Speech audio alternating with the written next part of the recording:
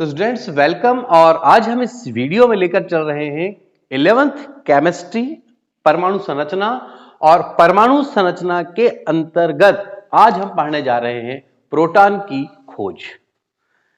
Proton की खोज का कंसेप्ट अपने आप में एक कंफ्यूजन भरा हुआ है।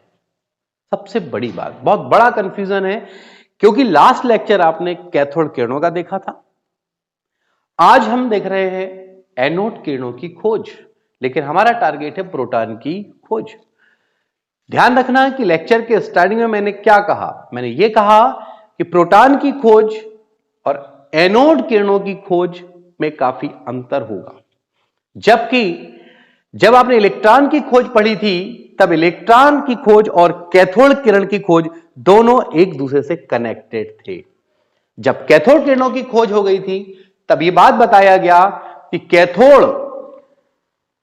छोटे छोटे ऋणावेशित कणों से मिलकर बनी थी, जिसे हम इलेक्ट्रॉन कहते थे।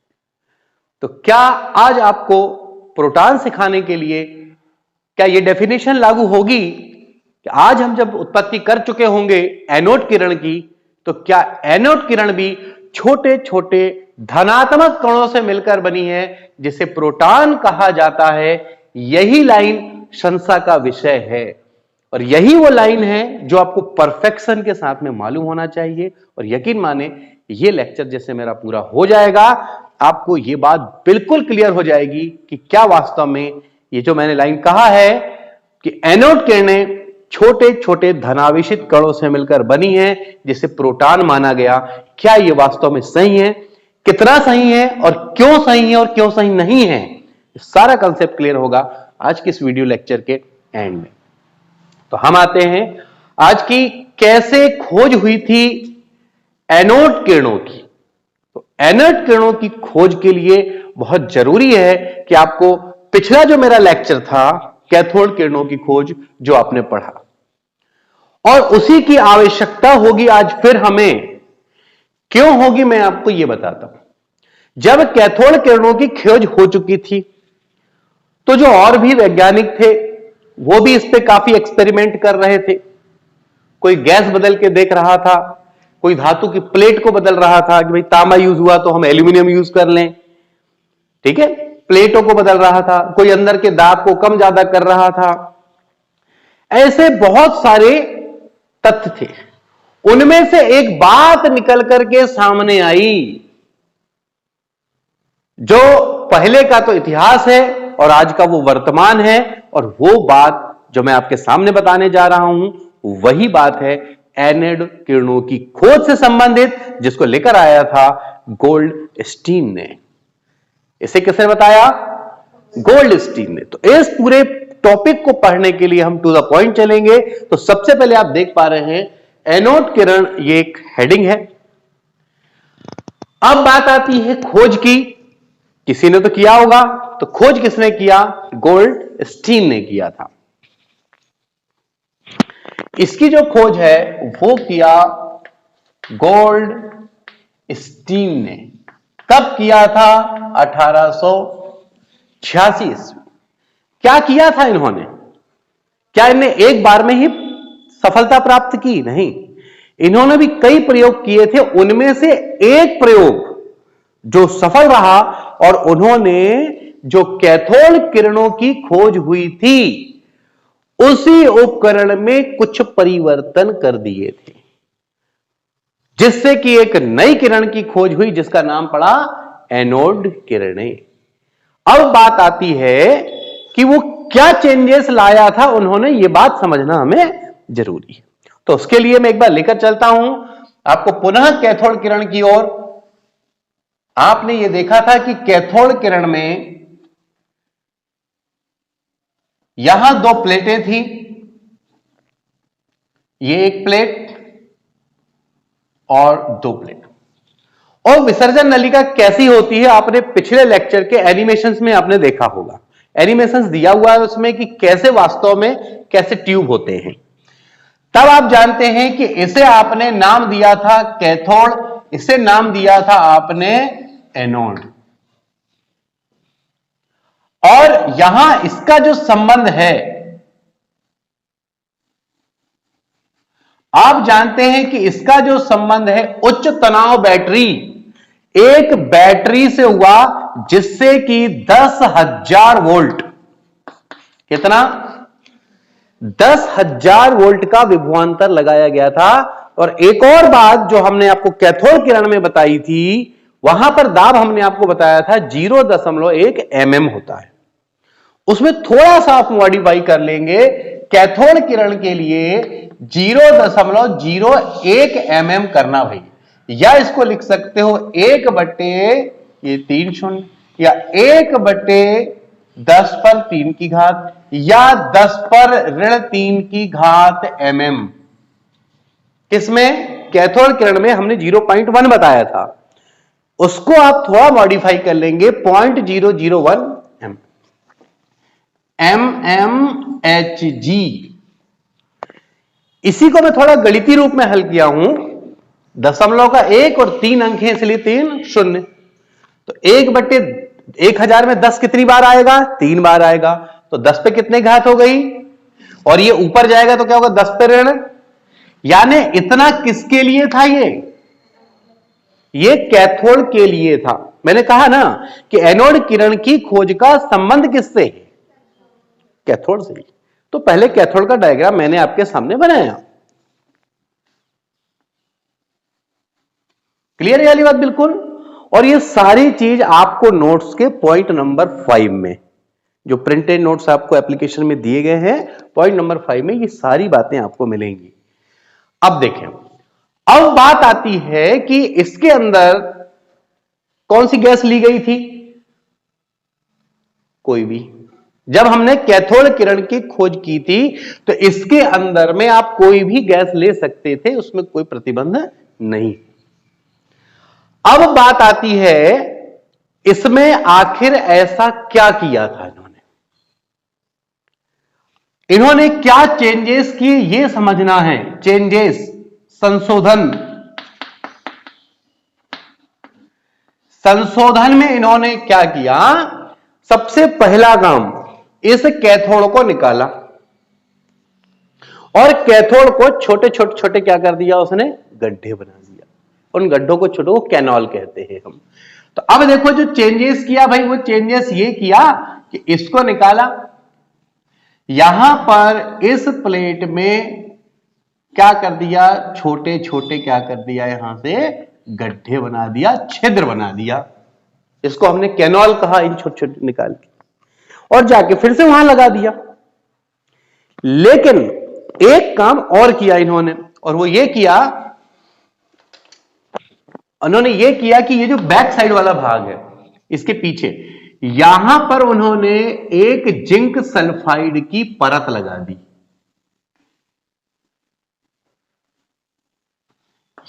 ये किसकी परत लगा दी भाई? जिंक सल्फाइड की परत लगा दी। तो जो संशोधन किए उसमें पहला संशोधन क्या था? पहला संशोधन यह था कि कैथोड को क्या कर दिया? कैथोड को छिद्रित कर दिया। कैथोड को कैसा कर दिया? छिद्रित कर दिया। दूसरा काम क्या किया? कैथोड के पीछे ZnS की क्या कर दिया? परत लिया। ये बात क्लियर? तीसरा काम, अंदर का जो दाब था, तो यहां से एक वायु दाब पंप की सहायता से कुछ गैस को क्या किया गया? बाहर निकाला गया, दाब को चेंज किया। तो दाब को जो चेंज किया 0.001, वो प्रेशर कितना कर दिया उसने? 0.1 mmHg, जो कि हमने आपको किसमें बता दिया था? कैथोड में। तो कैथोड में कितना था? और यहां गणितीय रूप में अगर ऐसा देना है तो 10 पे ऋण 3 है, यह होगा 10 पर ऋण 1 mmHg। यह बात समझ आई? बिल्कुल स्टोरी की तरह चलना है कि कैथोड किरणों की जो खोज हुई थी उसमें आखिर कौन से संशोधन किया किसने? गोल्डस्टीन। कब किया? क्या क्या चेंजेस किया? पहले कैथोड को निकाल के उसे छिद्रित कर दिया और फिर लगा दिया। दूसरा काम, कैथोड के पीछे जिंक सल्फाइड की एक परत चढ़ा दी। फिर तीसरा काम, अंदर के दाब को पहले से और कम कर दिया 0.01 mmHg। ठीक है, जब ऐसा किया इसने तो कुछ तो बातें सामने आई होंगी ना, कुछ तो हुआ होगा। तो उन्होंने ये देखा कि आपको इस दिशा से कुछ किरणें चलती हुई दिख रही हैं, इस दिशा से, यानी एनोड से कुछ किरणें आती हुई दिख रही हैं। पर एक बात ध्यान रखना, एनोड से आती हुई प्रतीत हो रही हैं, क्योंकि सही मायने में जब हमने कैथोड किरण पढ़े थे तो वो कैथोड से निकलती थी, और जब हम एनोड किरण पढ़ रहे हैं, ध्यान रखना, इस शब्द को सुनना अच्छे से, एनोड किरण एनोड से आती हुई प्रतीत होती हैं, एनोड से इनका जन्म नहीं होता। बात समझ रहे हैं? कैथोड से बकायदा इलेक्ट्रॉन निकलते थे, यहां से कोई भी कण निकलता नहीं है। यह यहां पे कंफ्यूजन का सबसे बड़ा विषय है कि सर ये कैसे, क्योंकि नॉर्मल स्टूडेंट, नॉर्मल पढ़ने वाले ऐसे ही पढ़ते हैं कि एनोड से निकलने वाली किरणों को, तो एनोड से कोई किरण निकलती ही नहीं है। पहले ये बात तय समझ लो, आप दिमाग में रख लो कि एनोड से निकलती हुई प्रतीत होती है, उस दिशा से आती है, ये बात सही है, लेकिन उससे निकलती है, ये बात गलत है। तो फिर कहां से आती होगी, इस पे भी चर्चा करते हैं। यही गहराइयां है, ये बात पहले क्लियर हुई। यहां पर अब मैं उस स्टोरी पर लेकर चलता हूं जो इस बात को क्लियर कर देगी कि वास्तव में जो एनोड किरणें, नाम देंगे हम उसे, एनोड से आ रही है कि एनोड से नहीं आ रही है, एनोड की दिशा से आ रही है, तो कौन आ रहा होगा आखिरकार, इस पर चर्चा करनी है। तो मेरी बात को समझना, इसके अंदर आपने क्या लिए होंगे, इसके अंदर आपने गैस के मॉलिक्यूल लिए हो, ये गैस के अणु है। ठीक है, अब समझना ये कि यहां से जब इलेक्ट्रॉन निकलते हैं, यहां से बकायदा इलेक्ट्रॉन निकलते थे, इलेक्ट्रॉन निकल के जब इनसे टकराते हैं तो टकरा के चले जाते हैं, लेकिन खलबली मचा देते हैं, ऊर्जा दे जाते हैं इनको। ये जब ये इलेक्ट्रॉन इससे आकर टकराता है, इसको ऊर्जा दे जाता है, तो इसके संयोजी, ये जो है, ये इसके संयोजी कोष का इलेक्ट्रॉन बाहर हो जाता है। इलेक्ट्रॉन क्या हो जाता है, जब ये बाहर होता है तो ये जो अणु है, इस पे कौन सा आवेश आ जाता है, इस पर धनावेश, यानी गैसों को ये आयनित कर जाता है। ये क्षमता थी कैथोड किरण में, कैथोड किरण में ये क्षमता थी कि वो जिस गैस से गुजरेगा उस गैस को कम दाब पर आयनित कर देगा। तो खुद टकरा के तो चला गया, लेकिन जिनसे टकरा के गया उनको धनावेश बना के गया। तो अब इन मॉलिक्यूल्स पे कौन सा आवेश आने लगा भाई, इन सब पे क्या हो गया, धनावेश हो गया। और चूंकि धनावेश है तो किस दिशा में जाएंगे, ये ऋण की ओर जाएंगे। तो ये प्लेट कौन सी प्लेट थी, कैथोड, इसका संबंध बैटरी के किससे जुड़ा था, ये ऋण से, और ये, तो ये धन वाले किसकी ओर खींचेंगे, बात समझ रहे हैं। कैथोड किरणें जब निकली, मतलब इलेक्ट्रॉन निकले, इलेक्ट्रॉन गैस से टकराए, गैस के अणुओं को आयनित कर देते हैं, उनको धनायन बना देते हैं, और वो धनायन जो है कैथोड की ओर आकर्षित होने लगते हैं, क्योंकि कैथोड का संबंध बैटरी के ऋण सिरे से है और विपरीत आवेशों में आकर्षण होता है। तो ये किस ओर से लगते हैं, इस दिशा।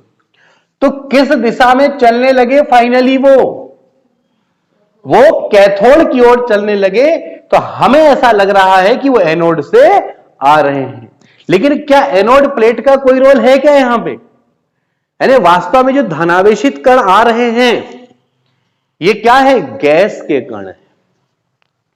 और गैस के कण अलग अलग हो सकते हैं, हाइड्रोजन का छोटा होगा, हीलियम का उससे बड़ा होगा, नाइट्रोजन उससे बड़ा होगा, ऑक्सीजन उससे बड़ा होगा, dash dash dash dash dash, है ना, अलग अलग। क्या इलेक्ट्रॉन अलग अलग प्रकार का होता है, क्या इलेक्ट्रॉन अलग अलग प्रकार का होता है, वो तो किसी का भी इलेक्ट्रॉन हो वैसे ही का वैसा होता है, उतना ही आवेश उतना ही द्रव्यमान। लेकिन ये गैस के अणु अलग अलग हो सकते हैं, इसलिए ध्यान रखना ये पॉइंट जो वहां डिफर करेगा। जब अपन E/m अनुपात लोगे ना, तो याद करो जब मैंने क्या बताया था कैथोड किरण, तो E/m का मान गैस की प्रकृति पर निर्भर नहीं करता था, क्योंकि हर गैस किसी के लिए भी इलेक्ट्रॉन तो इलेक्ट्रॉन, पर यहां पर E/m का मान गैस पर निर्भर करेगा, क्योंकि वहां उत्पत्ति का संबंध गैस से नहीं था, यहां उत्पत्ति का संबंध गैस से है। और अलग अलग गैस के अणुओं का आकार अलग अलग होता है, अलग अलग आवेश भी होता है उस पर। ये बात पहले क्लियर, क्योंकि आगे चल के जब हम आपसे पूछेंगे अंतर कि एनोड और कैथोड किरणों में उन बिंदुओं को बताइए जिनमें ये अंतर है, तो पहला अंतर तो आपको उत्पत्ति समझ आया होगा कि कैथोड किरणें किससे बनी है, वास्तव में इलेक्ट्रॉन से बनी है। एनोड किरणें किससे बनी है, आयनित गैसों से बनी है, आयनित गैस के अणुओं से बनी है। इलेक्ट्रॉन एक मूलभूत कण है, जबकि एनोड किरण जिसके लिए जिम्मेदार गैस के आयन हैं, ये मूलभूत कण नहीं है। तब मेरा एक क्वेश्चन यहां जन्म लेता है, बात को समझना ये लाइन को बहुत अच्छे से। तो ये कह रहा हूं एनोड किरण गैस आयनित गैसों के अणुओं से बनी है, इसका मतलब यह है कि ये आयनित गैस के अणु, जिसको आगे चल के क्या हम प्रोटॉन कह सकते हैं, क्या ये मूलभूत कण है या नहीं है, ये क्वेश्चन जन्म लेता है इस स्टडी में। अच्छा, मूलभूत कण का मतलब समझते हैं आप। मूलभूत कण का यह मतलब होता है कि जैसे इलेक्ट्रॉन, अब इलेक्ट्रॉन चाहे वो हाइड्रोजन का हो, नाइट्रोजन का हो, पोटेशियम का हो, मैग्नीशियम, इलेक्ट्रॉन किसी का भी हो, उसका वही आवेश होगा और वही द्रव्यमान होगा, उसको मूलभूत कण कहते हैं। लेकिन यहां अगर गैसों को बदल दिया जाए तो क्या सबका द्रव्यमान एक जैसा होगा, क्या बताओ? सबका आवेश एक जैसा होगा क्या? अलग अलग होगा ना भाई। नाइट्रोजन का अपना अलग होगा, ऑक्सीजन का अलग होगा, परमाणु क्रमांक अलग है, परमाणु भार अलग है। चलो, ये बात क्लियर हुई पहले। अब समझना यह है यहां इनके गुण, जब इनके मैं गुणों की बात करूं तो दो भाग बना दिया मैंने, एक कैथोड के जैसे कौन से गुण हैं और एक कैथोड से हटके कौन से गुण हैं। इसलिए मैंने पॉइंट दो कर दिए। गुण कैथोड के समान, तो कैथोड में कौन कौन से गुण थे जो इसमें भी सेम है। अच्छा, एक बात और बता दे, ये जिंक सल्फाइड का तो कोई रोल ही कहीं समझ नहीं आया, तो आया, हम उसको बताना भूल गए। देखो क्या हुआ, जब ये आवेशित इधर से आ रहे थे, जब ये यहां आ रहे थे तो छोटे छोटे गड्ढे थे, उन छोटे गड्ढों को कैनॉल कहा गया। उन छोटे गड्ढों को पार करके, छोटे गड्ढों को पार करके यही धनावेशित आयन जब जिंक सल्फाइड में जाके टकराते हैं तो चमक उत्पन्न करते हैं, प्रतिदीप्ति उत्पन्न करते हैं। तभी तो पता चलता है कि इधर से कोई किरण आ रही है, दिखती थोड़ी ना है। यहां आपको चलता हुआ दिखेगा थोड़ी ना, आपको तो यहां पे क्या उत्पन्न होगी, यहां पे एक चमक। अच्छा बोले सर जिंक सल्फाइड नहीं लगाते तो चमक उत्पन्न नहीं होती, समझ नहीं आता कि आई कि नहीं आई। जिंक सल्फाइड जो है बहुत ही ऐसा पदार्थ है जिसपे ये कण टकराने से प्रतिदीप्ति उत्पन्न होती है, चमक उत्पन्न होती है, तो पहचान के लिए लगाए हमने वहां पे। ठीक है, तो ये बात हुई। अच्छा, इनका एक मिनट, इनका जो नाम है कैनॉल किरण, शुरू में जो नाम रखा गया था वो कौन सा था, कैनॉल। कैनॉल क्यों बोले, वो जो छोटे छोटे गड्ढे हैं ना, एक नहर की तरह है, गड्ढों की तरह, उससे क्रॉस होके जा रहा था पहली बार जब आविष्कार हुआ, तो इसीलिए उसका नाम क्या रख दिया उसने, कैनॉल। कैनॉल यानी नहर होता है। तो यहां पे देखो खोज किसने किया, गोल्डस्टीन। प्रयोग कैसे किया, ये प्रयोग आपके सामने पूरा है। क्या नाम दिया उसने, कैनॉल किरण। और आगे चल के ये पॉइंट नोट करें, देखो 1897 ईस्वी में डब्ल्यू वीन ने यह बताया था कि इनमें कौन सा गुण है, धनावेशित कणों से मिलकर बनी है। यह बात किसने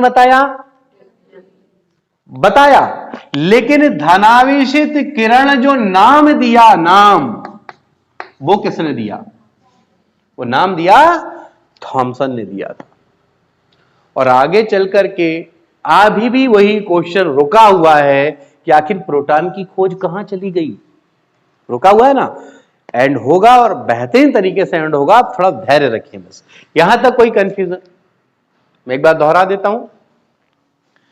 कैथोड किरणों की उत्पत्ति के लिए जो प्रयोग किया गया था उसमें 3 प्रकार के संशोधन गोल्डस्टीन ने किए। सबसे पहले उन्होंने कैथोड प्लेट को लिया, उसे छिद्रित कर दिया, पुनः लगा दिया। उसके पीछे जिंक सल्फाइड का एक पर्दा लगा दिया, ठीक, और दाब अंदर का 0.1 पहले की तुलना में बढ़ा दिया, 0.1 mmHg कर दिया। और जब 10,000 वोल्ट विभवांतर वोल्ट लगाया गया तब यह देखा गया कि जिंक सल्फाइड का जो पर्दा लगा हुआ है उसमें चमक उत्पन्न होने लगी थी।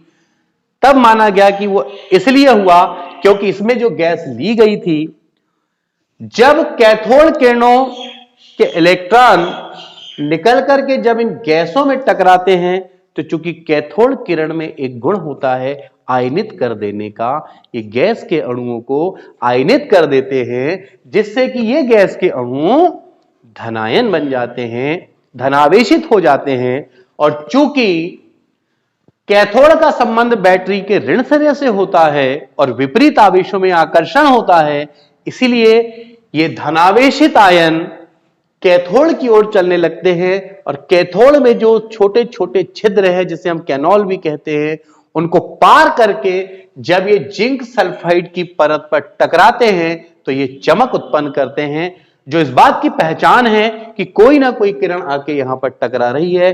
चूंकि ये किरणें सूक्ष्म छिद्रों को, कैनोल को पार करके जा रही थी, तो इसका प्रारंभिक नाम गोल्डस्टीन ने रखा था क्या? कैनोल किरणें। बाद में 1897 में डब्ल्यू बीन ने बताया कि ये धनावेशित कणों से मिलकर बनी है और इसमें धनावेशित किरण नाम दिया गया थॉमसन के द्वारा। लेकिन अभी भी हमारी स्टोरी अधूरी है कि आखिर प्रोटॉन कहां है, इस पे हम चलेंगे। अब बात आती है कि ये जो ब्रैकेट आपको दिख रहा है, देखो, मूलभूत कण और प्रोटॉन। रदरफोर्ड ने बताया था कि ये मूलभूत कण है, प्रोटॉन कहां से आया, इस स्टोरी पे पहुंचना है। अब देखो कैसे हम बताते हैं कि प्रोटॉन वास्तव में कैसे आया था। अभी तक किसकी खोज हुई है? एनोड किरणों की, कैनोल किरणों की, धनावेशित किरणों की, लेकिन प्रोटॉन कोई बात अभी नहीं आई। ठीक, अब समझना है कि एक छोटा सा एग्जाम्पल, यदि आपको प्रोटॉन की खोज में जाना है तो इन पूरों में एक कंडीशन लेना पड़ेगा, स्पेशल कंडीशन। बात समझ लें, किसकी खोज के लिए भाई? प्रोटॉन हेतु एक क्या लेना पड़ेगा आपको? स्पेशल कंडीशन लेना पड़ेगा, स्पेशल कंडीशन। लेकिन वो स्पेशल कंडीशन कौन सी होगी? वो स्पेशल कंडीशन होगी कि इसके अंदर ली जाने वाली गैस वो होना चाहिए हाइड्रोजन। पूरा प्रयोग जैसे का वैसा होगा, केवल एक अंतर आएगा। हमने ये कहा था पहले जब कैथोड किरणों को हम पढ़ा रहे थे, अब जो चाहे वो गैस ले लो, इसमें भी हम कहेंगे कि जो चाहे वो गैस ले लो। लेकिन जब बात आती है स्पेशली खोज किसकी? प्रोटॉन की, तब आप मजबूर हो जाते हैं इस बात के लिए कि आपको हाइड्रोजन ही लेना पड़ेगा। अब बात आती है आखिर ऐसा क्यों? कोई वजह होगी उसकी। और दूसरी गैस ले लेंगे तो हम प्रोटॉन की खोज क्यों नहीं मान सकते, इस पे भी चर्चा होगी। अभी आप माने कि प्रोटॉन की खोज के लिए जो एनोड किरणों की खोज हुई थी उसमें गैस कौन सी ली जाएगी? चलो चर्चा करते हैं कि ऐसा क्यों। देखें, 1H1, बोलो प्रोटॉन कितने हैं इसमें, इलेक्ट्रॉन कितने और न्यूट्रॉन कितने है? अब ये गैस का एक नाभिक है भाई, नाभिक है, नाभिक में प्रोटॉन कितना है? एक। और ये कक्ष है, इसमें कितना इलेक्ट्रॉन है बाहर घूम रहा है? जब कभी हाइड्रोजन गैस में ये कैथोड किरणों के इलेक्ट्रॉन आएंगे, टकरा के ऊर्जा दिए तो हाइड्रोजन का इलेक्ट्रॉन क्या हुआ? बाहर। जब हाइड्रोजन का इलेक्ट्रॉन बाहर हो गया तो क्या यहां इलेक्ट्रॉन बचा? अब बताओ, न्यूट्रॉन तो पहले ही नहीं थे, तो बचा कौन? प्रोटॉन। इसका मतलब H प्लस को ही क्या बोलेंगे आप? प्रोटॉन। पहले भी बताया था मैंने आपको। अब समझना यहां पर कौन है भाई ये पूरे,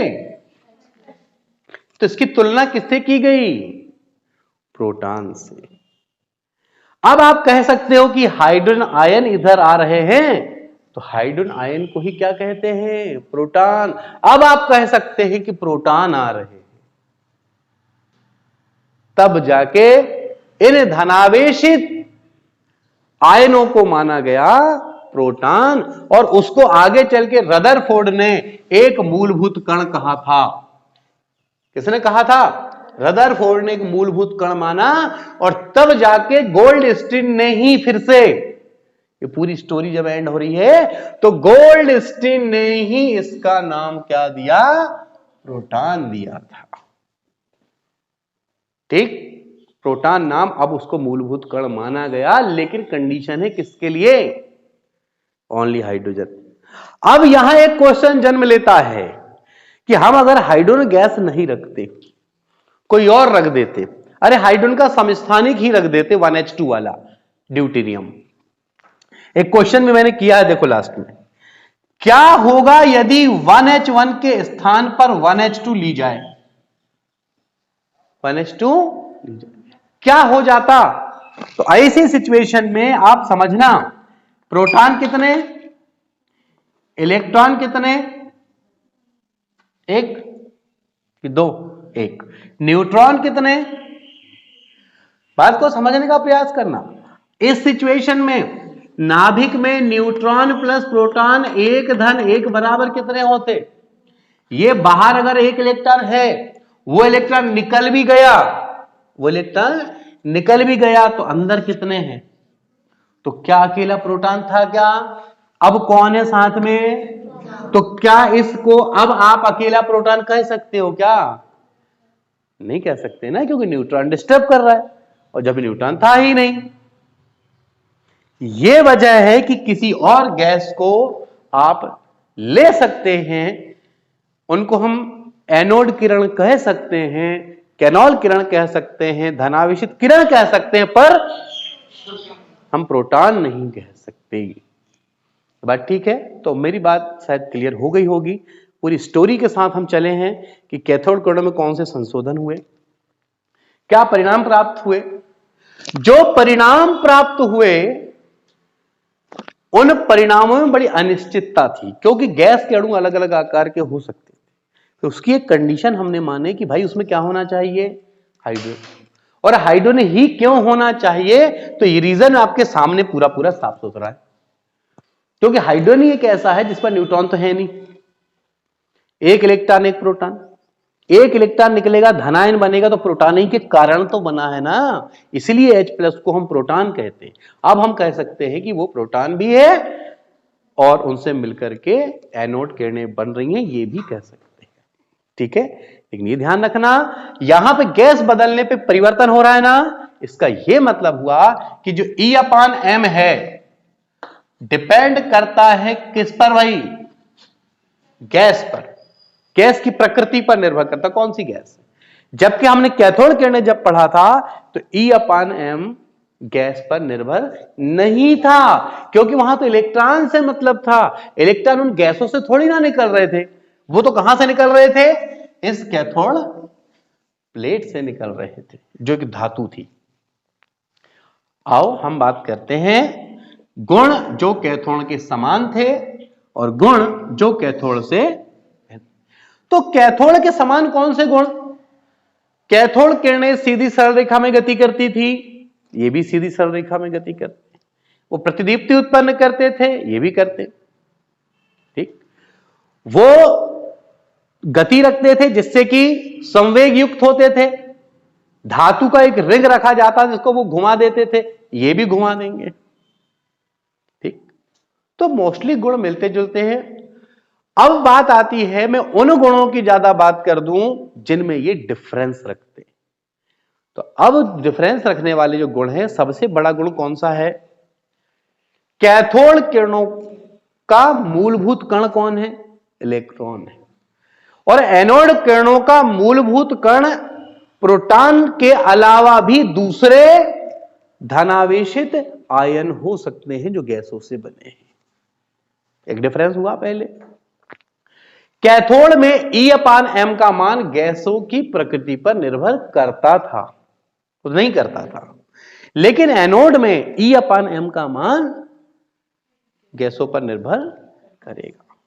ठीक है, उस आधार पे उसकी एक विशेष कंडीशन लेनी होगी प्रोटॉन के लिए, और वो होगी हाइड्रोजन गैस। ठीक, दोनों में अंतर यह था कि वहां दाब 0.001 mm लेना होता था और यहां दाब लेना है 0.1 mm लेना। ये डिफरेंसेस थे इस पूरे कंसेप्ट में, और ये इसका सारा नोट्स आपको मिल जाएगा पॉइंट नंबर 5 में। ठीक है, नोट्स का पॉइंट नंबर 5 जाएंगे, 5.1, 5.2 सारे नोट्स दिए हुए हैं। और साथ ही साथ एक बात और बता दूं कि इनका द्रव्यमान कितना होता है। प्रोटॉन का द्रव्यमान कितना माना गया? इसका माना गया 1.6 × 10⁻24 की घात ऋण 24 की घात किलोग्राम। ठीक, ये इसका द्रव्यमान किसका? ये प्रोटॉन का। और ध्यान रखना, इसको सबसे हल्के कण माना गया क्योंकि हाइड्रोजन से बना है, और H आयन सबसे हल्का कण है भार की दृष्टि से। पूरी आवर्त सारणी में सबसे पहला एलिमेंट है, तो सबसे हल्का कण इसे ही माना गया है। तो इस लेक्चर में उम्मीद करता हूं कि आपको पूरी बातें क्लियर हुई होंगी कि एनोड किरण क्या है, कैनोल किरण क्यों नाम दे दिया गया, धनावेशित किरण नाम किसने दिया, प्रोटॉन नाम किसने दिया, कैथोड किरणों की जो खोज हुई थी उस प्रयोग में क्या क्या डिफरेंसेस लाए गए, जो डिफरेंसेस लाए गए क्या उससे एक बात सामने आई कि वास्तव में क्या एनोड से ही एनोड किरणें निकलती थी? ऐसा नहीं होता था। वो तो रिक्त स्थान में जो गैस थी जो आयनित होकर धनायन बन जाती थी, वो ऋण प्लेट की ओर गति करती थी, तब ऐसा लगता था कि ये एनोड से आ रही हैं, पर ये एनोड से आती हुई प्रतीत होती हैं, और ये कहलाई कैनोड किरणें। और ये सारा कंसेप्ट है, इसमें कोई कंफ्यूजन है तो पहले आप क्लियर कर लें, उसके बाद हम चलते हैं अपने नेक्स्ट लेक्चर।